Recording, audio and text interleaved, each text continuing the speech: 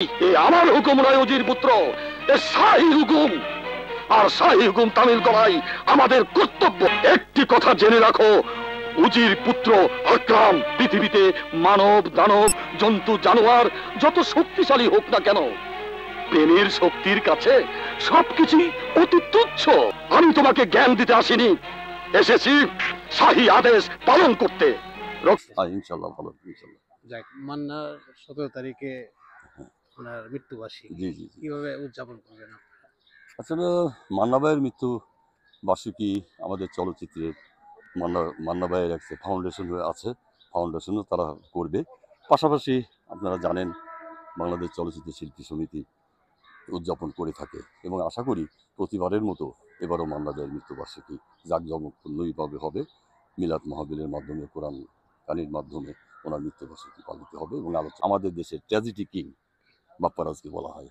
সেই জন্য বাপ্পারাজের হেনা এখন 17 বছর ধরে উনি নাইমের ঘর করছেন।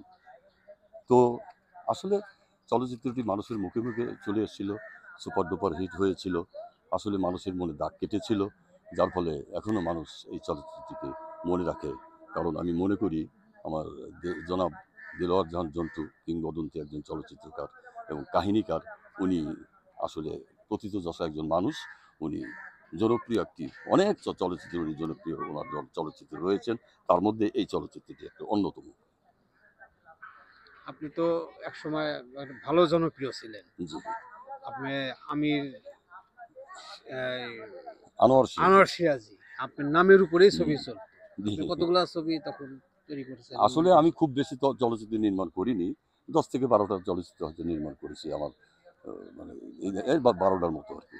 সবগুলা ছবি তো সুপার। না, সবগুলোই ছবি সুপারহিট হয়নি। এর মধ্যে মনে করেন সোনার ময়না পাখি, অরুণ শান্তি, কমিশনার, খাঁচার পাখি, এই ছবিগুলো আমার খুব ভালো গিয়েছিল আর কি।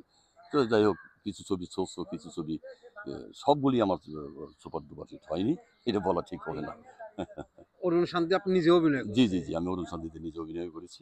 ছবিটাও তো খুব তখনকার খুব হ্যাঁ হ্যাঁ, জনপ্রিয়। জনপ্রিয় ছবি, রাজকীয় ছবি। অরুণ শান্তিটা ছিল, আপনারা হয়তো জানেন, আমাদের এদেশের যাত্রাপালা, খুব জনপ্রিয় একটা যাত্রাপালা ছিল অরুণ শান্তি। ওই যাত্রাপালা থেকেই এই কাহিনীটি নেওয়া এবং নির্মাণ করা। এখন বর্তমানে কোনো পরিকল্পনা? এখন বর্তমানে আমার এই শেষ একটি চলচ্চিত্রে আমি এই কিছুদিন আগে শেষ করলাম, শুটিং শেষ করেছি, চূড়ান্ত সম্পাদনার কাজও শেষ হয়েছে। ছবিটির নাম হচ্ছে অন্ধকারে আলো। এই ছবিটি শেষের দিকে, ইনশাল্লাহ খুব তাড়াতাড়ি মুক্তি দেব বলে আশা করছি।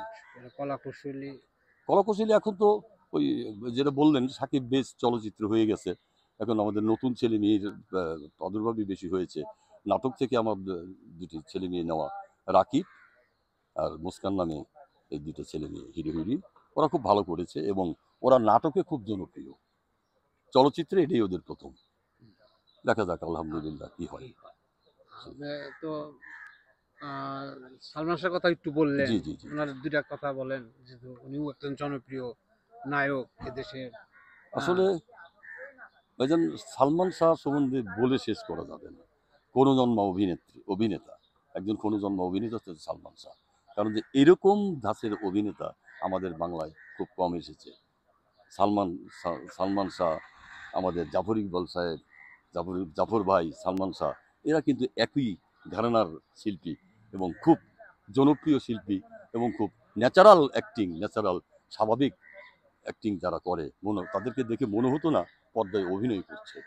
তারা দেখে মনে হতো যে এই চরিত্রটি বোধহয় তার জন্যই তৈরি হয়েছে। এই যে তাদের ন্যাচারালিটি, এইটাই আমার খুব ভালো লাগতো আর কি। এবং সালমান শাহ অতুলনীয় একটা ছেলে ছিল, মানুষ হিসেবেও খুব ভালো ছিল। যে কটা দিন সে চলচ্চিত্রে ছিল, জনপ্রিয়তার ঊর্ধ্বে রয়েছে। এতটা বছর ধরে সে অন্তরীণ হয়েছে, এখনো বাংলার দর্শক কিন্তু সালমান শাহকে বলেনি। এটাই সবচেয়ে বড় পাওয়া।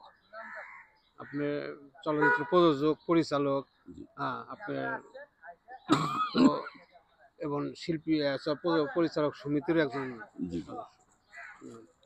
কেমন ফিল করতেছেন এইগুলো এতগুলা কাজ?